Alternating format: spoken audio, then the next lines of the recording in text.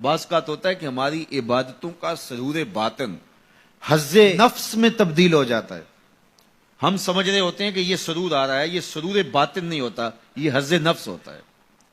آپ کوئی نیک کام کر رہے ہیں اور پھر اس کی نمائش بھی آپ ساتھ کر رہے ہیں تو اس سے آپ کے نفس کو ایک سرور ملے گا، نفس خوش ہوگا.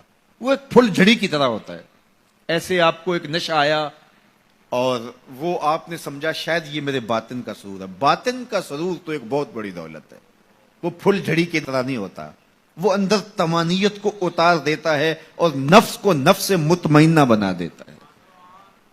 تو یہ جو لوگوں کی مدد کر رہے ہیں اور تھیلا ان کو آٹے کا دے کر کے 10 اخباروں میں تصویریں چھپوا رہے ہیں اور پھر اس کو دوستوں کے اندر شیئر کر رہے ہیں اور وہ ماشاءاللہ ماشاءاللہ لکھ رہے ہیں، تو وہ حظ نفس ہے.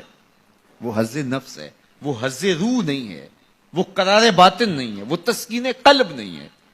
تو عبادات کا ایک سرور ہے، ایک لطف ہے، حلاوت ہے، ایک مٹھاس ہے جو اہل ایمان کو حیات طیبہ کی صورت میں نصیب ہوتی ہے. تو جب عبادت کا روحانی لطف آنا شروع ہو جائے، جب ان کا سرور باطن نصیب ہونا شروع ہو جائے، تو پھر سمجھ لینا کہ اللہ ہماری عبادتوں کو قبول کر رہا ہے اور ایک مطمئن اور پاکیزہ زندگی ہے. اللہ اکبر. ارشاد فرمایا وَمَن يَتَّقِ اللَّهَ يَجْعَل لَّهُ مَخْرَجًا.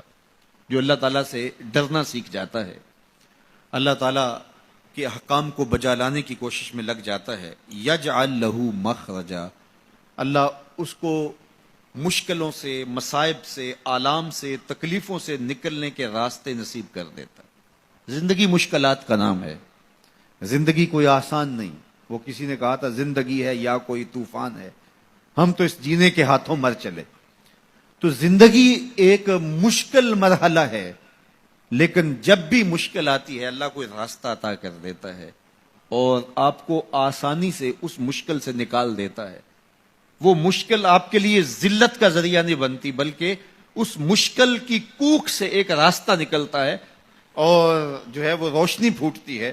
تو یہ ہے اللہ کی طرف سے تمہارے لیے ایک مخرج، اللہ تمہارے لیے ایک راستہ نکالتا ہے. تو یہ اس کا مقصوم ہے جو اللہ سے ڈرنے والا ہوتا ہے. وَيَرْزُقْهُ مِنْ حَيْثُ لَا يَحْتَسِبُ. اور اللہ اسے وہاں سے رزق دیتا ہے جہاں سے اسے گمان بھی نہیں ہوتا. اس کے لیے غیبی دروازے رزق کے کھول دیتا ہے. اس کی ضروریات اللہ اپنے کرم سے پوری کرتا ہے.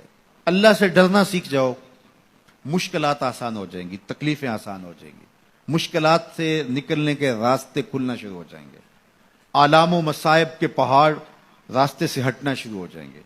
یہ اللہ تعالیٰ جل شانہ کا یہ ایک نظم ہے. وہ 3 اشخاص کی کہانی تو آپ جانتے ہیں جو غار میں پھنس گئے تھے، پھر انہوں نے اپنے صالح اعمال کا وسیلہ اللہ کی بارگاہ میں پیش کیا اور پتھر سے رکھنا شروع ہو گیا. تو اللہ فرماتا ہے کہ میں راستے نکال دیتا ہوں اور وہاں سے رزق دیتا ہوں جہاں سے اسے گمان بھی نہیں ہوتا. وَمَن يَتَوَکَّلْ عَلَى اللَّهِ فَهُوَ حَسْبُهُ. اور جو اللہ پر بھروسہ کر لیتا ہے اللہ اس کے لیے کافی ہو جاتا ہے. یہ ان لوگوں کا مقصوم ہے، ان لوگوں کی کہانیاں ہیں جو اپنی زندگی کو اللہ کے راستے پہ ڈال دیتے ہیں. اور وہ لوگ جو اپنی خواہشات کے بندے ہوتے ہیں اللہ ان کی زندگیوں کو تلخیوں میں مبتلا کر دیتا ہے. دولت کے باوصف وہ اذیتوں میں زندگی بسر کرتے ہیں. ارشاد فرمایا وَمَنْ عَرَضَ عَنْ ذِکْرِی. جو میرے ذکر سے اعراض کرے، میری یاد سے منہ پھیر لے، میرے بتائے ہوئے احکام پر عمل کرنے کی بجائے ان سے روگردانی کرنے کا مزاج پیدا کر لے، فَإِنَّ لَهُ مَعِیشَةً ضَنْکًا.